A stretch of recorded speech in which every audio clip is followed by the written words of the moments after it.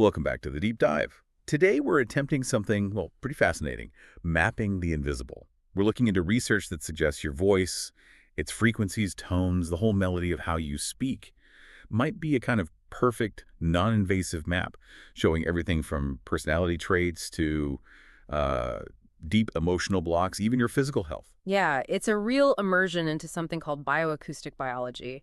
Our mission today really is to walk you through the evidence linking hard physics sound frequency with these vast, ancient, holistic models. Things like traditional Chinese medicine's 5 elements, the Ayurvedic chakra system, and it all kind of centers around this technique, vocal profiling.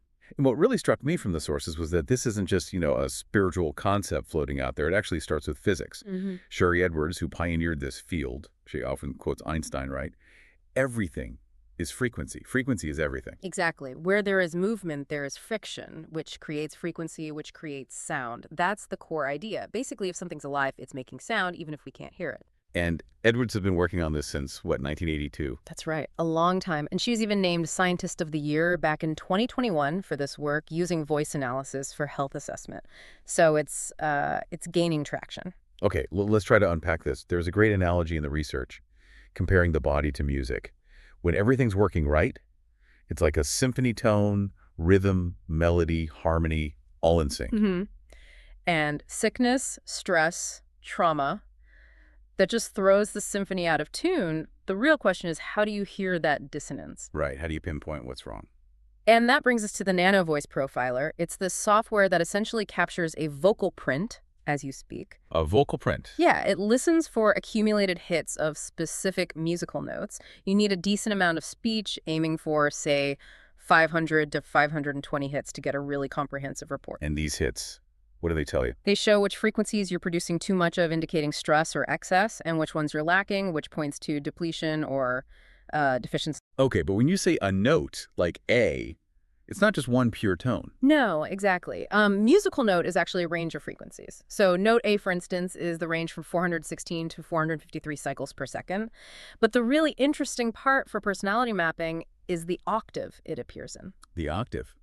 How does that work? Well, the octave suggests this sort of level of consciousness, or maybe the layer of self that's driving that frequency. Gets a bit technical here, but it's key. The source material mentioned octaves like -3 being instinctual and 2 being non-reality omnipotence. That sounds abstract. Can you make that more concrete? Sure. Think of the octave like a filter or a lens. If a note representing maybe a chemical or an emotion shows up at octave -3, that energy is coming from your most primal, survival-driven self. Pure instinct. But if that same frequency appears way up at octave 2, non-reality, then the energy is being filtered through, say, your potential, your imagination, maybe even fantasy. It's not grounded in your immediate physical world. So the octave tells us the source of the imbalance, where the energy leak or excess is originating from. Ah, that adds a lot more depth. And this leads to the personality archetypes, which the NanoVoice system codes using colors. Yes, exactly. This is where the raw frequency data starts looking like psychological insight. There are 4 main colors. Blue represents the emotional, relational viewpoint. Think selfless caregiver, love for humanity, the nun type, as the source calls it. Okay. Yellow is the mental processor. Logical, cautious, needs data, the lawyer type. Got it. Lawyer type. Then green is about needing to accomplish things, planning ahead, being reliable, the farmer type. Makes sense. Planner. And finally, red. That's the immediate physical call to action, often acting without really thinking through the consequences, the fireman type. Right. Jump in first. And you can see how the combination of the note and the color becomes really powerful. Take high C, for example. If that frequency shows up as red, The fireman type. right, that intense energy manifests as ego, wanting to get your way through sheer strength or power. It can look like a bully or an autocrat archetype. But what if high C shows up as blue? The nun type. Ah, then it's totally different. Same frequency, but now the person uses that intense energy for emotional leadership. They're championing a cause, maybe for humanity. They could be a really charismatic leader, or at the extreme, maybe an uncompromising zealot. The color filter changes everything. Wow, so it's the same sound frequency, but the style or motivation behind it, shown by the color, defines the outcome. Precisely. Vocal profiling, in this view, offers this kind of unprecedented peek into your cellular structure, your energetic patterns. The sources even say it teaches you things only your best friends would dare to confirm. Okay, that's quite a claim. This shift from physics to personality, Yeah. it definitely pushes us towards thinking beyond standard medicine, doesn't it? Yeah. It does. We start talking about physical symptoms being, well, downstream effects of blocked energy. Block energy. Yeah, the sources really emphasize energy medicine as this emerging field working directly with the body's electromagnetic fields. Remember, the body is fundamentally biochemical, yes, but it's also an electromagnetic system, powered by flowing ions, sodium, potassium, all that. And when emotional or mental stuff restricts that flow. That's when you potentially create the environment for illness. The pressure builds up. So to understand how consciousness blocks that flow, the research connects to these really old systems, right? Like traditional Chinese medicine. Exactly. TCM and the 5 elements. It's essentially a map for understanding consciousness, emotion, and how we handle stress, how we build resilience. The 5 elements: wood, fire, earth, metal, water. Right. And they're really like 5 behavioral archetypes, each with associated emotions. Think about stress. Water relates to fear, the survivalist, the deep thinking philosopher. Wood is anger, decisive, driven, the trailblazer. Fire connects to joy, enthusiasm, the optimist. Earth is about sympathy, worry, nurturing the caregiver. And metal links to grief or sadness, introspection, refinement, the alchemist. And TCM really highlights how imbalances show up physically, doesn't it? Like weak lungs, the metal element leading to sorrow. Mm-hmm. Or issues with the liver gallbladder system, which is wood.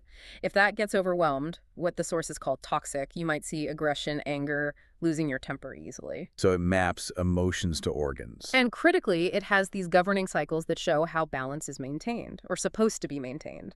There's the generation cycle, how elements support each other. Wood feeds fire, fire creates earth, ash. Earth yields metal, metal condenses water, water nourishes wood. It's a nurturing cycle. Like a feedback loop. Yeah. But then you also need the restriction cycle, the checks and balances. Wood breaks up earth, roots in soil. Earth contains water, like a dam. Water puts out fire. Fire melts metal. Metal cuts wood. This cycle prevents any one element or emotion from just taking over the whole system. It provides necessary tension, you could say. Okay, so it's about dynamic balance. And this idea of balanced energy connects to the chakra system too. Directly. The 7 chakras from Ayurveda, they're seen as these spinning energy centers, or vortices, linked to our endocrine glands, and they're prime spots for storing emotional tension. Can you give an example? Sure. Take the red chakra, the root or base chakra. It's linked to survival instincts, primal fear, and the adrenal glands. If you hold a lot of tension there, it might manifest as chronic insecurity, feeling constantly under threat. And maybe the heart chakra. That's green. Right, the green chakra. Linked to relating, love, acceptance, and the thymus gland, which is key for the immune system. The sources suggest that physical issues in the chest area, heart problems, maybe even things like breast cancer, could reflect deep, long-held tensions around love, self-worth, or acceptance. The emotional strain weakens the energy field in that area first. So the physical body is really mirroring the energetic field, which is shaped by our consciousness and emotions. That brings us to understanding emotion itself. The sources make a really sharp distinction between thoughts and feelings. Yes, that's crucial. Emotions are defined as energy in motion. Emotion. They're seen as the fundamental driving force behind our actions. Thoughts very often are just the stories we tell ourselves afterwards to try and make sense of the pressure of those feelings. Dr. Joe Dispenza is cited saying we act based on feelings, not thoughts. Okay, so if feelings are the drivers, what happens when we have negative ones? Fear, guilt, anger. How we handle them is key, right? The sources mention 3 ways we usually mess it up. Right, 3 common counterproductive ways. First is suppression or repression. Pushing the feeling down, bottling it up. We all do that sometimes. And it leads directly to physical symptoms, tension headaches, gut issues like IBS, high blood pressure. That trapped energy and motion has to go somewhere.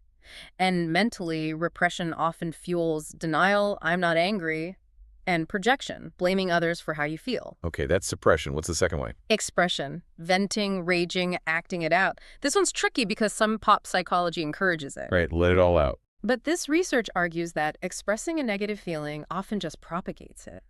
It gives it more energy, reinforces the neural pathway, rather than actually neutralizing the feeling itself. So venting doesn't really get rid of it.